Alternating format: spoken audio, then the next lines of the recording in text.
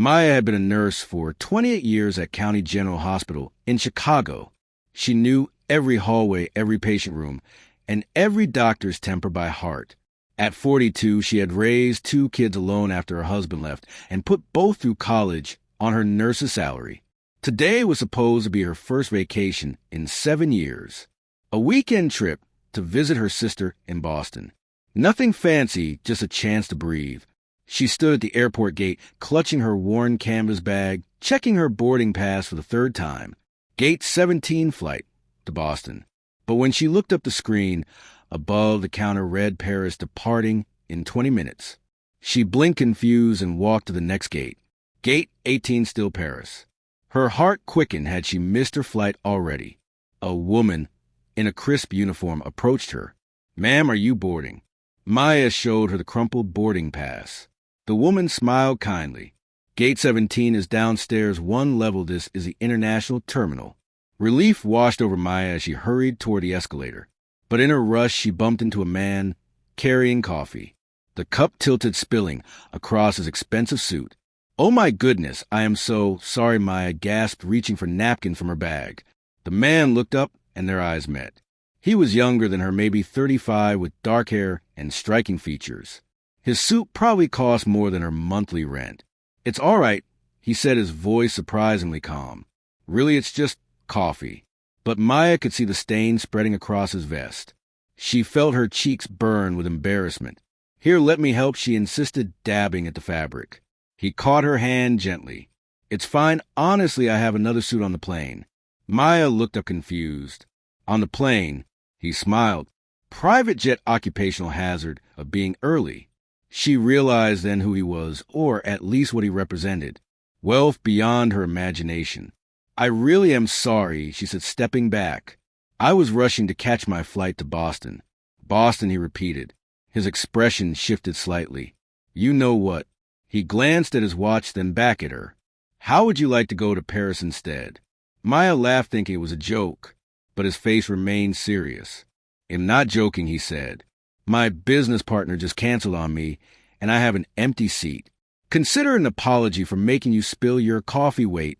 No, you spill mine." He grinned. "Either way, you look like someone who could use an adventure." "This is insane," Maya said. "I don't even know your name." "Arjun," he extended his hand. "And you are?" Maya, she shook it hesitantly. "And I can't just go to Paris. I have a sister waiting in Boston." "Call her," Arjun said simply. "Tell her something came up. When was the last time you did something completely unexpected?" Maya opened her mouth to argue, but the words caught in her throat. When had she last done anything unexpected? Her entire life had been about routine and responsibility. Waking at 5 working doubles, coming home exhausted. Even this Boston trip was planned months ago, saved for penny by penny. "I don't have the right clothes," she protested weakly. "Or a passport. Wait. I do have my passport for crossing into Canada last year, but..." "So you have your passport," Arjun interrupted. "And Paris has shops unless that changed recently." "Come on, Maya, just say yes." Something in his voice made her pause. It wasn't arrogance or pity. It was genuine warmth and invitation without strings. Before she could overthink it, she heard herself say okay. Arjun's face lit up. "Really? Really," Maya repeated, feeling a strange thrill run through her. "Though I might regret this." "You won't," he promised. 20 minutes later, Maya sat in a leather seat that felt like a cloud. The private jet was smaller than she expected, but impossibly luxurious. Cream-colored seats polished with panels, and windows that showed the world falling away beneath them. Arjun sat across from her, removing his stained vest. "So, Maya, tell me about yourself." "What do you want to know?" "Everything," he said, leaning back. "But start with why you look so lost at the airport."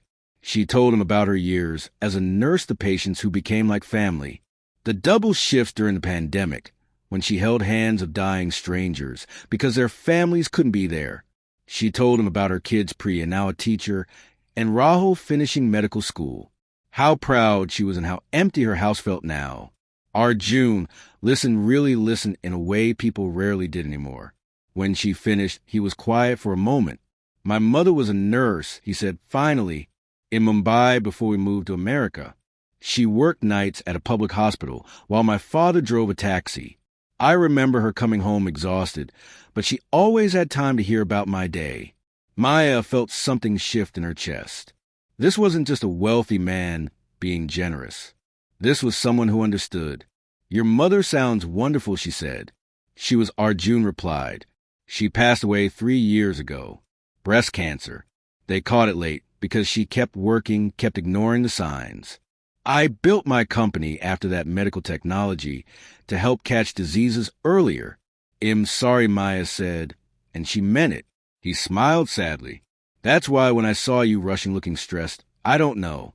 You reminded me of her. Always helping everyone else, never taking time for yourself. The flight attendant brought them lunch. Simple pasta and salad, but Maya savored every bite. When did you last just sit and enjoy a meal? Arjun asked. She thought about it. Honestly, I can't remember. They talked for hours. Arjun told her about building his company from nothing, the failures and small victories, how success came with loneliness because everyone wanted something from him. Maya shared stories from the hospital, the baby she helped deliver during a power outage, the elderly man who proposed to his partner of 50 years in the cardiac unit. As Paris appeared below them golden in the afternoon light, Maya realized she felt lighter than she had in years. This is crazy, she said, looking out at the Eiffel Tower. I should be in Boston right now eating my sister's pot roast. But you're here, Arjun said, in Paris about to have the best croissant of your life. They spent 2 days wandering the city. No fancy restaurants or exclusive clubs. Just walking along the Seine, sitting in cafes, people watching in the Luxembourg Gardens. Arjun was different away from business. Relaxed, funny, genuinely interested in her stories. On their last evening, they sat by the river, watching the sunset paint the sky orange and pink. Thank you, Maya said, for everything. Thank you, Arjun replied. You reminded me why I started my company. Not for money, but to help people like you who spend their lives caring for others. When they returned to Chicago, Maya hugged him at the airport. Stay in touch, he said. She smiled. I will. 6 months later, Maya received an envelope. Inside was an invitation to the opening of a new free clinic funded by Arjun's foundation, and a note in his handwriting. For nurses who need reminding that they deserve care too. Would you help me run it? Maya held the letter, tears streaming down her face. Sometimes the wrong plane takes you exactly where you need to go. If this story touched your heart, please like, share, and subscribe. Leave a comment below about a time when an unexpected detour led you somewhere beautiful.